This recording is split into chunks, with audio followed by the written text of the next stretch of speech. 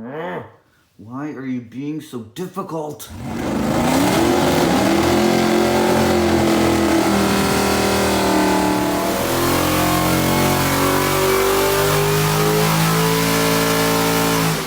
Hey guys, welcome back to the channel. Thanks for joining us again. This video here, we're gonna be race prepping for next weekend. We have a few kinks with our new combo. You guys saw that last race day video. And we got a few things that we need to talk about and a few things we need to change and just a little bit of general maintenance we're gonna do as well. The first main thing that I'm gonna talk to you guys about is this carburetor. I have had nothing but problems with this carburetor. I'm not sure if it's just beyond my tuning capabilities, if the part supply is not there to allow me to tune this to where I want it to be, but I've had problems with this Holley 950 XP since I pulled it out of the box. You guys saw that video. The second I opened this thing up, the metering blocks were full of brass shavings. So right off the get-go, there was some marring on the anodization. I wasn't too worried about that, but the brass shavings inside, I was completely just disheveled with right away. That was crazy for me. Anyway, got that cleaned up. We got this brand new motor on the dyno, and then tuning that carburetor, we had problems on the dyno. It seemed unresponsive. We had to throw a ton of jet at it to make the thing into our proper 12:7.5 air-fuel ratio at 6,000 or peak where we wanted it.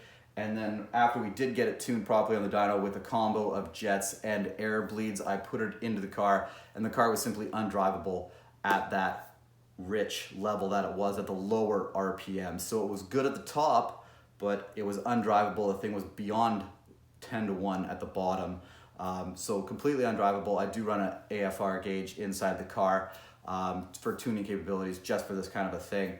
So I retuned the carburetor to match a street cruise so I could cruise down the highway and still go racing. I did set the camera up on my AFR gauge and made some highway rips and checked it. I thought it was good. I went racing and then I reviewed the footage from that last race day video. You can see the AFR gauge in that video, and at the very peak it was up about 14-to-1. So that's no good. If I left the car like this and continued running it, I could have a serious meltdown issue, probably spark plug meltdown issue. That is lean. Lean creates a hot condition. I do not want that. I want that at 13-to-1. And I might be being a bit excessive. At 14-to-1, probably wouldn't completely destroy the motor that quickly, but it's not going to happen anyway. So the next thing I would want to do is continue tuning this carburetor, but I can't seem to get the emulsion bleeds from Summit Racing. I live in Canada, if you guys don't know, and our parts supply is not as great as you guys down south in America. There is no next day shipping, and even if you jump on Summit's site, those emulsion bleeds, the one I'm looking for, are not available. A couple guys pointed out in that video that I would want to tune the bleeds behind the power valve, which is exactly what I would like to do, because then I could lean it out on the jet, go to wide open throttle, power valve it open, larger bleeds in there, more fuel, get my curve happy. I can't get those jets. I thought I could maybe take these ones out, take them to a machine shop, get them drilled out, but I would be guessing at this point. So for me, the logical thing to do would be to slap the old 750 double pumper on there, the tried and true. I've been faster with that carburetor on this car with the old motor. So it's definitely gonna hang us up, but we're gonna lose about 10 horsepower at the very top. But I know that carburetor is good, and I know it will work on this car, and it will give us a little crispier throttle down low as well. At the end of the day, this is not a high revving horsepower motor. It is more of a torque motor. We peaked at 6.1, 6.3 on the dyno. So going to a smaller carburetor, yes, we're gonna lose a little at the top, but it'll be better down low, better on the street, bigger burnouts.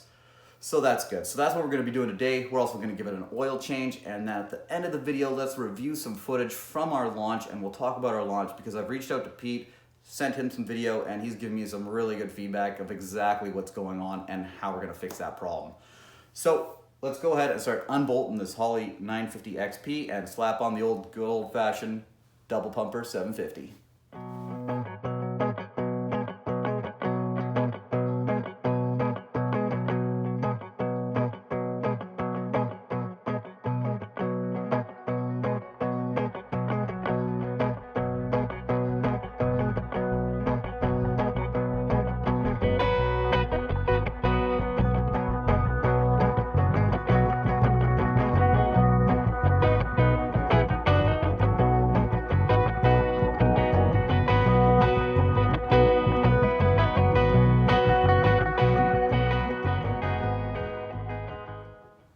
Okay, there she is. So the old classic 750 double pumper. Now a couple guys have said on the channel, why don't you run 2 carbs and swap them at the track? That's a bit of a pain. A lot of stuff that a classic Holley uses an XP won't use. A couple other small things.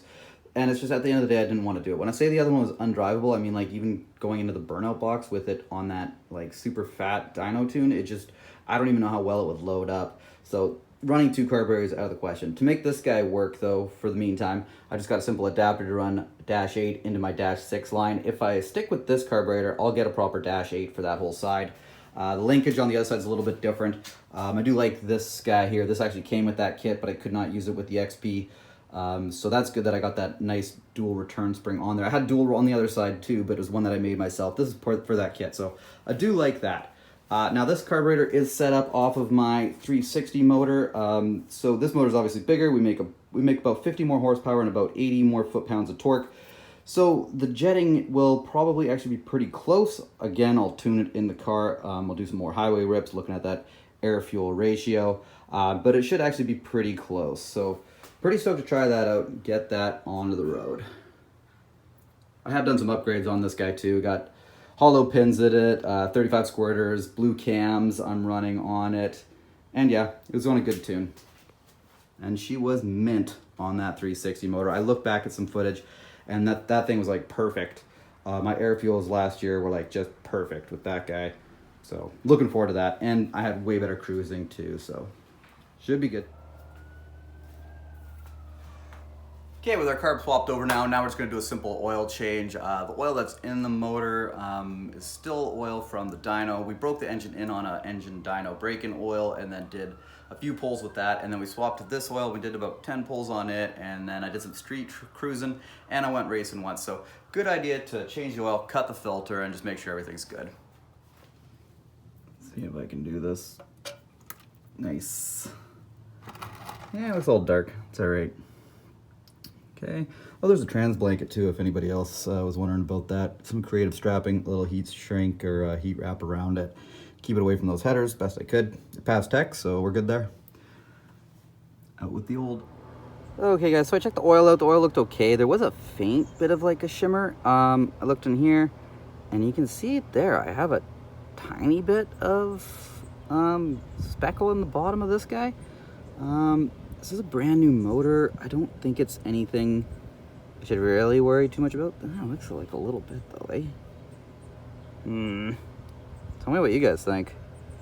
Yeah, look at that, eh? Brand new motor though, so maybe it's just breaking itself in a touch.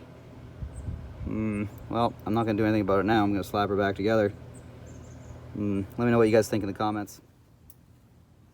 Just going through that a little bit more. Most of that material seems to be like a little bit of aluminum, not copper material, so not really gasket material. Definitely a little bit, but yeah, most of that seems to be like aluminum, so okay. Not concerned. Send it. Okay, we got that carb swap, we got the oil change. Let's talk about last race day and what was going on. First things first, let's roll to one of the hits from last weekend, and you'll see as the light comes down and I let off the trans brake, the whole car compresses and then jumps out of the hole. Check this out.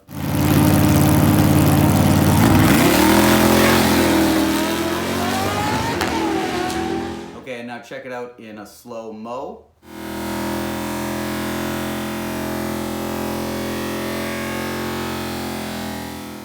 So you can see that the car is coming down and then exploding out of the hole and jumping. So not really what we wanted. So let's talk about the stall converter. So at full stall, it's at 5,000 RPM on the button. And when I spec'd it out, I could only tell the guy the stats on the motor. They can build it to the best of their ability. It's still a guessing game. You guys remember 2 years ago or whatever, I was changing converters like 3 times in between race days trying to absolutely nail it.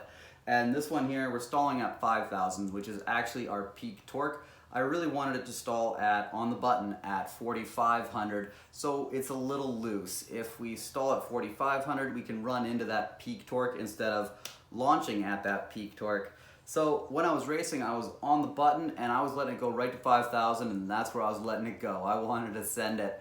So you saw we could not stick the 60 foot. We're jumping out of the hole. After the race day, I called Pete. I told him what was going on. The first thing he asked me was, well, what's your converter at on the button? I told him 5,000. He says, well, what are you leaving at? And I said, 5,000, and he basically said, what are you doing? You need to run into that converter a little bit. So he suggested that we start at 3,800 and then incrementally bring it up till we can get the best 60-foot time we can. We can do that using that two-step that I put into the car before, and on race day, it did not even cross my mind to turn it down. I don't know, I guess that's just me. But that is our plan for next race day. So we'll start at 3,800 and then ease on into it and let the flash of the converter take that initial really hard hit out of it, and we can run into it and hopefully stick that tire and yard this front end. So that's where we're at now. We got some stuff to do. We got to do a little tuning on the street, but let's fire this thing up and get it outside.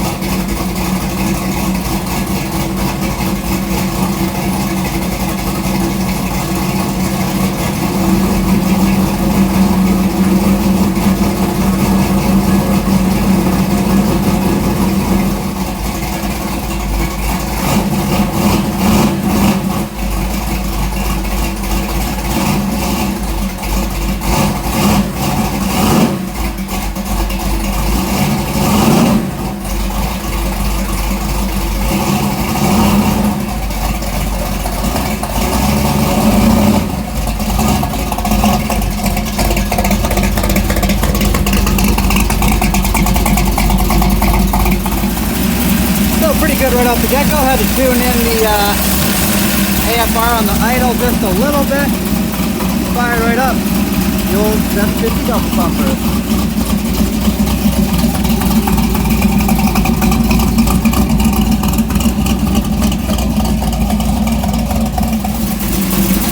Got the air cleaner on her now.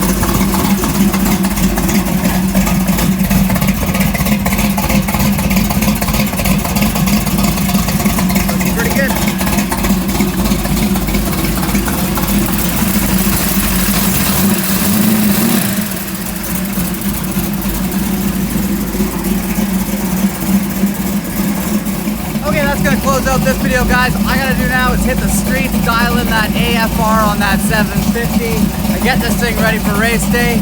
That will be the next video you'll see. We'll be back at the track testing this thing again, so stay tuned for that. Thanks for watching. See you soon.